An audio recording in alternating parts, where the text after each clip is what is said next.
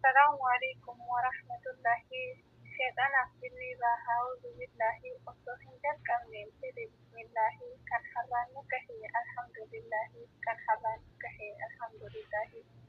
كسموني كنا بكن إفتن إفتادا كان كثير سبرتوني نو إسمتمني إلى شمراني تانيا تاروكا يوكي كان سبتا من بلا كنا كيسا هجر كتا من بلا كنا كيسا هجر كتا gosa nyaataa irraa waan keessan filadhaa dammaaqadhaa nyaadhaa aannanis bunadhaa lallaafoolleen jiru fedhan ajajadhaa guyyaan kan gammachuu nashaataa qabadhaa nasiyaan nuuf qabdan nu biraan kahadhaa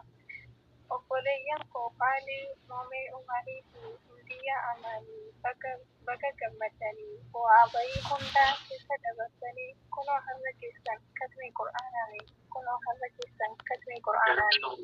الله أكبر الله أكبر.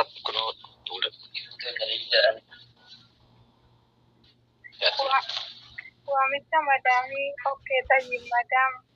jecha kattamtanii qur'aana keessanii seenaa barattoota isinii himaa hindiyyaa amaanii markazaa baasuudhaaf shirrii adda addaa irratti xaxame sabartee as geesse katmii qur'aanaanii Congratulations irra deebi'uudhaan baga gammadanii keessummoonni keenya sagantaan keenya har'aa katmii qur'aanaa fi geggeessaa obboleeyyan keenya hindiyyaa amaaniif mahbuubaa kamaalii obboleeyyan koo qaalii nagahan nuuf gala maatii keessanillee salaama nuuf dhaama warri garee kanaa kongiraa alfa marraa guyyaa har'aa arguuf baay'ee gammadanii bu'aa bayii hedduu walumaan ceesanii alhamdulillahi har'a gammaddanii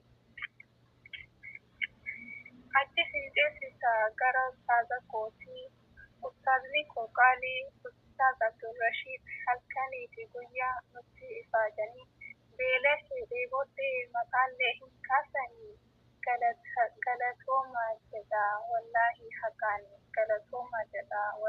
haqaanii ustaaza koo qaalii baga nuuf gammaddee firii barsiisuu kee kunoo har'aa argattee galatoomaa jedha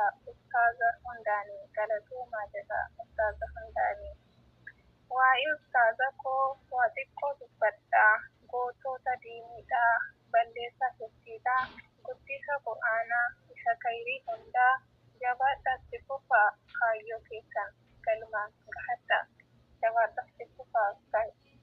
keessan galmaan gahadhaa ustaaza koo qaalii ustaaz Abdulrashiid leenca fakkii namaa tokkicha akka dhibbaa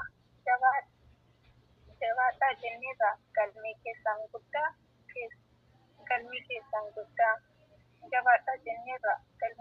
guddaa Sammoonni keenya gammachuu keenya har'aa nu waliin qoodachuuf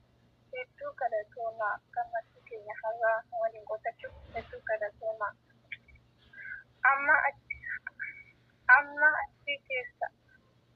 Amma achi geessuu ka'ee fuula achi